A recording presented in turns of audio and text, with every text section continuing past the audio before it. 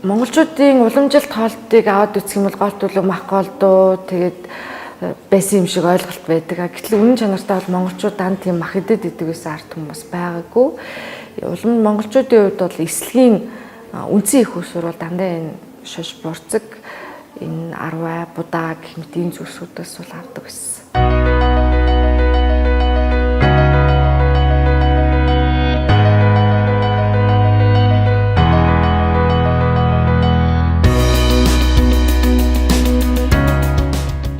Хоол зүйн шим судлалын шинжилгээ ухаанд энэ үрсийн зүйлүүд ногоо идэ тэр дундаа энэ шош бурцэг гэд энэ зүйлүүд бол өөрөө уургаар баялаг хүнсний бүтээгдэхүүний ангилд багтдаг. Үндсэндээ бол махтай энэ дүцгүц тийм одоо бүлэгт бол багтаж өгдөг. Тэгэхээр өөрөө угаасаа л эрүүл мэндийн хувьд бол онцгой ач холбогдолтой гэдэг нь бол үнэлэгдсэн тодорхой улс орон болгоны хоол хүнсний зөвлөмжөд бол энэ уургаар баялаг үрсийн зүйлийг хэрэглэх нь бол тусдаа бүр бие даасан зөвлөмж байдлаар орсон байдаг.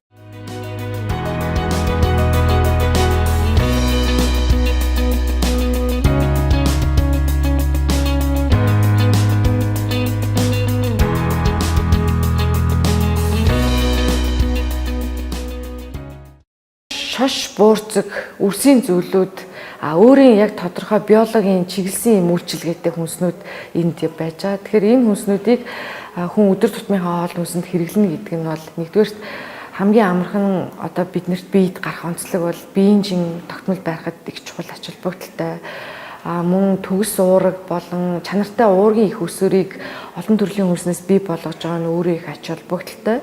Шингэн шимэгт болон бусад зүйлүүд нь бас бие махбодод ач холбогдолтой гэж бол үзнэ. Мөн дээр нь шош буурцагтанд дагуулж байдаг одоо янз бүрийн биологийн этгээд биофлавоноидууд нь өөрөө бас тухайн хүний бие махбодод шингэний зохицуулалт, одоо гормоны зохицуулалт нь бас чухал үүрэг гүйцэтгэдэг гэдэг нь бол аль эрт тодорхой болчихсон байдаг. Тэгэхээр энэ шош буурцаг болон үрсийн зүйлүүд бол эрүүл мэндэд маш олон талын ач холбогдолтой гэдэг нь бол их олон баримтаар бол тодорхой болсон зүйл л дээ.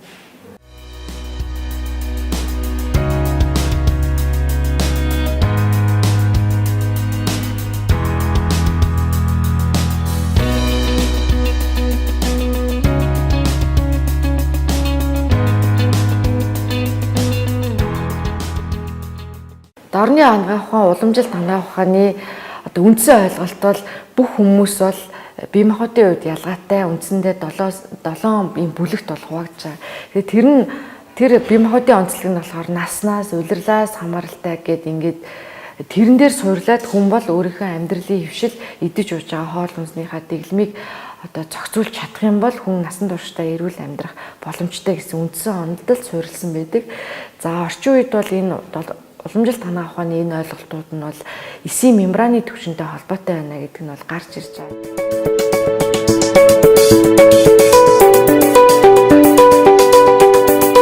Амуу брэнд нь уламжилт ангаа ухааны онол арга барилаар хувь хүн болгоныг оншилж тодорхойлоод энэ тодорхойлсон дээрээ үндэслэн хувь хүмүүр зориулсан одоо өрмөц хоолны бие махбодын онцлог тохирсон хоолны дэглэмийг хөгжүүлж байгаа нь өөр их үр дүнтэй байгаа. Цаашдаа ч энэ хөгжүүлэлтийн үр дүн нь илүү сонирхолтой бөгөөд тодорхой байдлаар одоо хүн амд хүмүүст илүү хэрэгтэй тийм чиглэл хандлагыг мэдлэгийг бий болгоход туслана гэдэгт бол итгэлтэй байна.